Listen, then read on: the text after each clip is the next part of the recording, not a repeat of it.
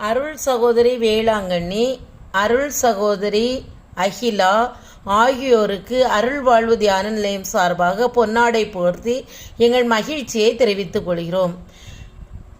பரிசுகளை வென்ற 2வது குழுவினருக்கும் 2ஆம் பரிசை வென்ற 4வது குழுவினருக்கும் 3வது பரிசை வென்ற 3வது குழுவினருக்கும் அருள் வாழ்வு தியான நிலையம் சார்பாக நன்றிகளை சமர்ப்பித்துக் கொள்கிறோம். குழந்தைகள் வாழ்வில் கடவுளுக்கும் பெற்றோருக்கும் உகந்த குழந்தைகளாக வளர வாழ சமுதாயத்தில் குழந்தைகள் நல்ல ஒரு குழந்தைகளாக வளர குழந்தைகளுக்காக ஜெபிக்கின்றோம்.